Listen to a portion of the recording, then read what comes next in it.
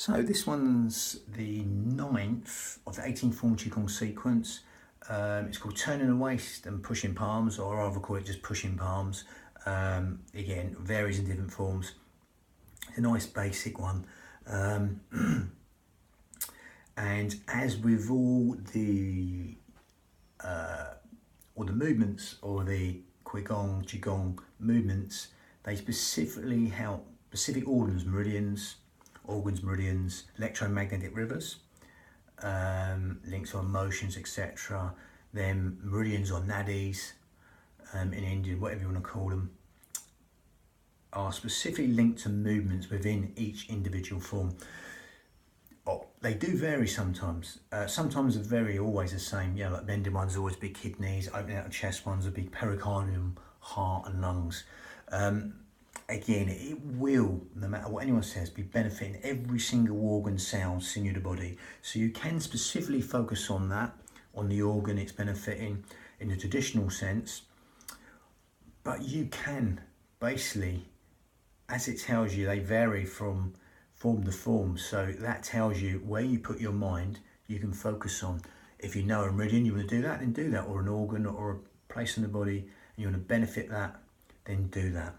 Otherwise, just do it and feel how good you feel at the end. That's good enough. Okay. Nothing's set in stone. People get very set. This is regimented, this, and this is always like, you know, it doesn't matter. It's just movement.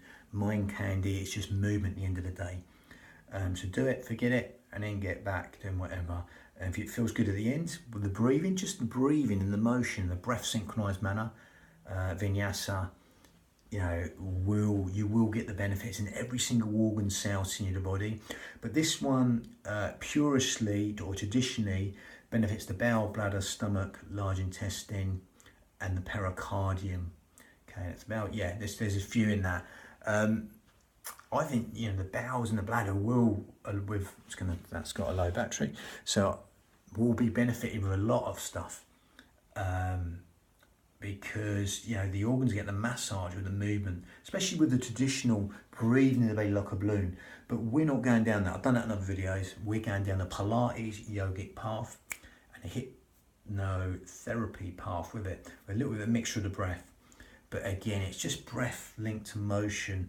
And, you know, if you get them other benefits, great. You can either specifically focus on them or not. It doesn't matter. So let's go with the breathing. Again, there's a lot more in the breathing with these, because again, the movement you can get. Okay, so you can do these singly within the form or not. Again, this is the 9th of the 18 form qigong sequence, added onto the 8 brocades. And there's a form after this, there's a 9 form. So it's basically it's 3 forms put together, 35 moves. So this is 9, add the 8. This is like the 17th move of the 35. Doesn't matter, you can do these singly or individually. It doesn't matter, because we're going right into the breathing. So with that, we're going to go into the breathing. Nature's rule, not mine, to find our balance with the breath first. So zip up pelvic floor, scoop out your abdominals, take the navel towards the spine. Okay, and throw on that corset muscle, the transverse abdominis, the corset muscle. By doing that, you'll breathe into these lower lobes and lungs. You want to see where that breath's going. You get the 2 middle fingers touching underneath the xiphoid process, the sternum, the breastbones, palms on the lower lobes of lungs. The xiphoid process, that little dip where the sternum is, shoulders down. And as you zip up pelvic floor and scoop out your abdominals right now, you're going to breathe in through the nose and exhale through pursed lips. Now, I'm overemphasizing that, but this will happen. Even just a micro move or a millimeter, this will happen. Okay. The fingers will be moving like seaweed on the bottom of the seabed, them 2 middle fingers, going out to the sides and coming back to touch each other. Okay, because that breath can go nowhere apart from the lower lobes of the lungs, the intercostals, the ribs, anywhere but the stomach. Okay, so again, you can take the hands away, safe in the knowledge you're breathing into these lower lobes of the lungs as you zip up pelvic floor and from that corset, that powerhouse, that girdle, strength, 3 layers deep. They go together, them two. You can't do them one without the other. That will segmentally stabilise your spine and help you breathe into these fish gills, 3D style right now. As you do that, Just breathing organ deep, cell deep, even bone marrow deep. Into these lower lobes of lungs, intercostals, the ribs, anywhere but the stomach. So someone's opening an umbrella inside your rib cage and letting go, or someone's just pushing out from inside your ribs and letting go. That lovely, free, expansive breath. Just adding width to the lungs and length to the out breath. You're breathing through the nose and exhale through pursed lips right now.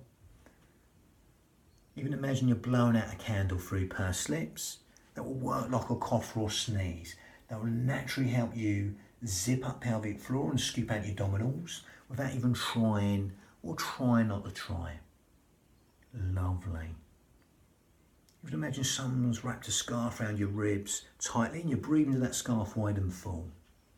Adding width to the lungs and length for the out breath. Now that traditionally is the Pilates breath. That helps us use the pelvic floor and the corset muscle, the transverse abdominis, in the most efficient manner.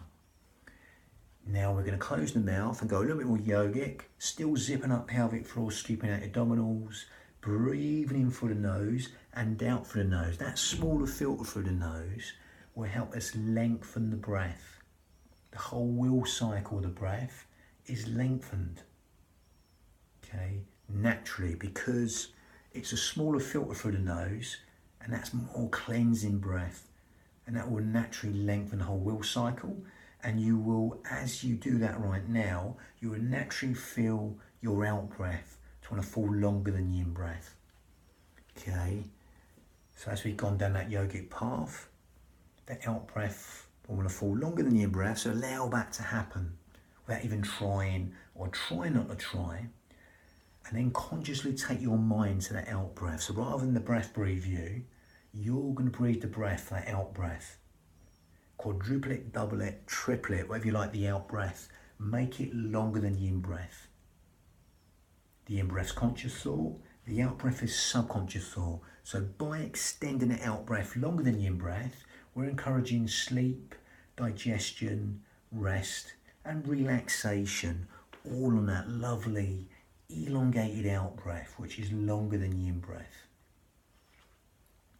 Parasympathetic nervous system, it's been benefited. All the things we don't think about, the housekeeping properties of the body, all been benefited. The parasympathetic nervous system responses are benefited by elongating the out breath longer than the in breath, allowing that simplicity to relax the mind. Cellular communications improved on a cellular level, organ function, process elimination, assimilation, that health and renewal within the body, within the cells, moving in their own way, in a comfortable way.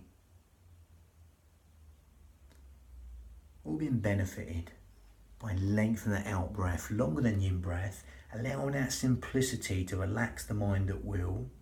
And as that relaxes the mind at will, you quadruple it, double it, triple it the out breath within your limits. Don't force anything. That comes slightly more hypnotic, or the hypnotherapy principles are used by elongating the out breath longer than the in breath right now. As you zip up pelvic floor and scoop out your abdominals, breathing in through the nose and exhaling through the nose for as long as you like. Okay, lovely. Now you can stick with that, that's good enough. Or you go to Ujjayi breath, victorious breath, slightly more advanced, okay, yogic breath.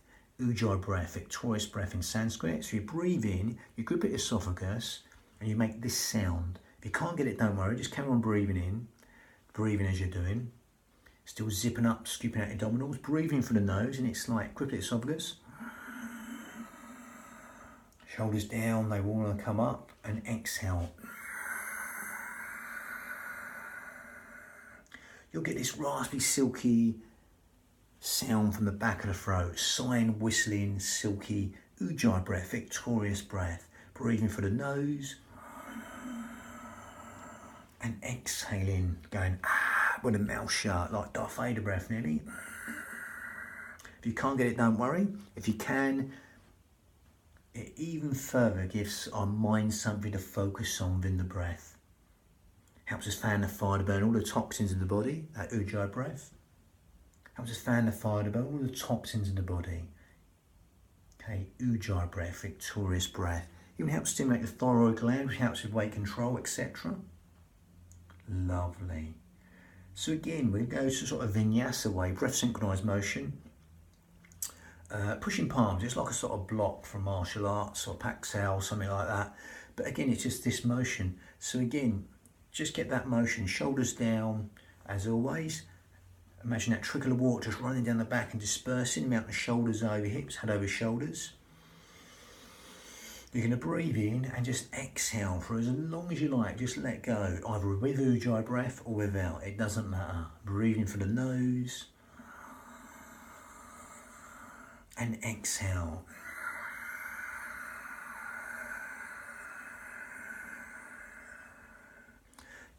As you do that, you'll see the silhouette of the hand just going past the eye line.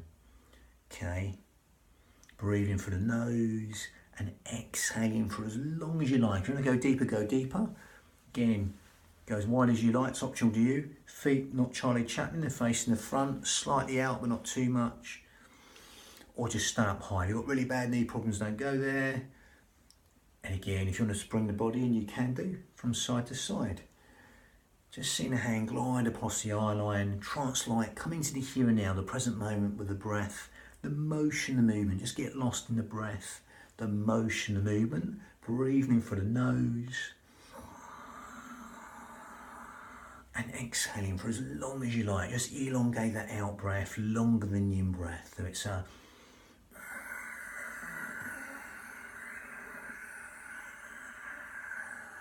If you do go deeper, I'll stick to the Iyengar yoga principles of not going further than knees in line with toes. If you want to go deeper still, only go down, you can go tailbone deep, only as low as you keep your knees in line with toes. I'm sticking to the old school Iyengar principles there. Again, there's 2 schools of thoughts on squats. Again, none of them wrong, none of them right. Lengthen up for the crown, shoulders over hips, head over shoulders. Even imagine there's a puppet string, a hook, a brace on your head, pulling your head up towards the ceiling. Lovely. Just lengthen up for the crown. And just see the silhouette of the hand passing past the eye line. Again, this one is believed to help the spleen and the eyes even. Yeah, pushing palms. Brilliant. Bang.